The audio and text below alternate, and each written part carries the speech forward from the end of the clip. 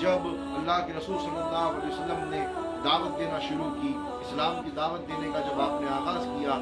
جو ہے کہ کئی صحابہ کرام کلمہ پڑھ کر داخل ہوتے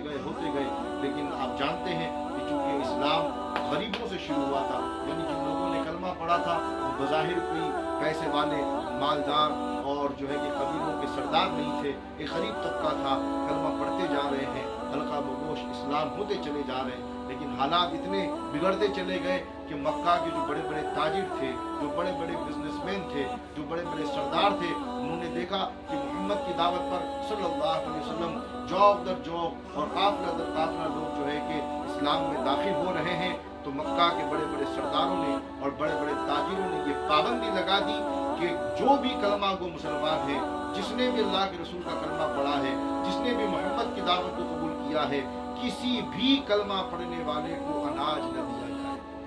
کسی بھی کلمہ پڑھنے والے کو راشن نہ دیا جائے، کسی بھی کلمہ پڑھنے والے کو ساز و سامان نہ دیا جائے۔ حالات اتنے بگڑ گئے کہ ایک مرتبہ اللہ کے رسول صلی اللہ علیہ وسلم جو ہے کہ حجرے میں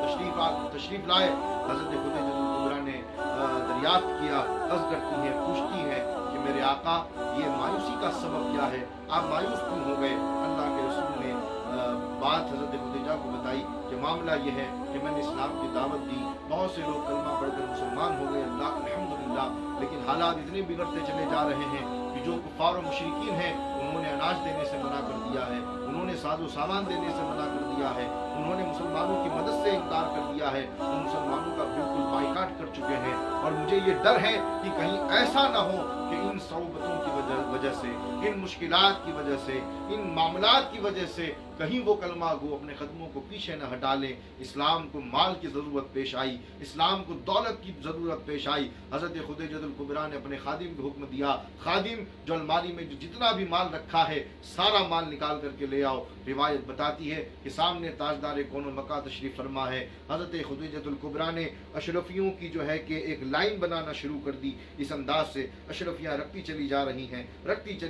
ہیں۔ روایت میں آتا ہے کہ وہ جو ہے کہ اشرفیوں کی جو دیوار تھی وہ بڑھتے اتنی اوپر چلی گئی کہ اللہ کے رسول کا چہرہ دکھائی نہیں دینے لگا۔ حضرت خدیجہ نے اس دیوار کو گرایا اور عرض کرتی ہے، یا رسول اللہ، اس دولت کا میں کیا کروں جو آپ کے دیدار کے لیے مانے ہو؟ میں چاہتی ہوں کہ اپنا سارا مال اسلام کی راہ میں قربان کر دوں، اللہ اور اس کے رسول کی راہ میں قربان کر دوں، آپ کی راہ میں قربان کر دوں۔ یا رسول اللہ، یہ میرا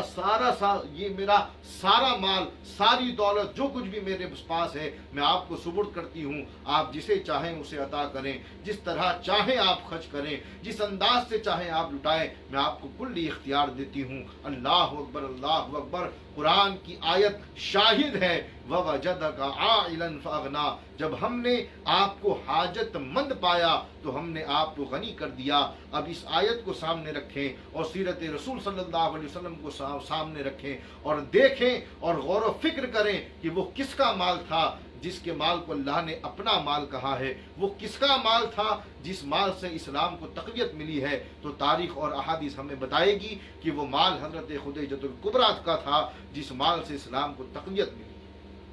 عزیزان محترم، محسنائے اسلام ہیں،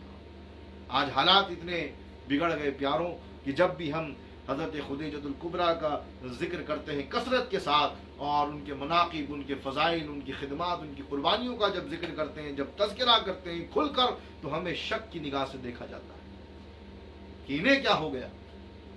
یہ کیوں حضرت خدیجہ کا ذکر کر رہے ہیں؟ وجہ کیا ہے؟ وجہ یہ ہے کہ ایک طبقہ ہے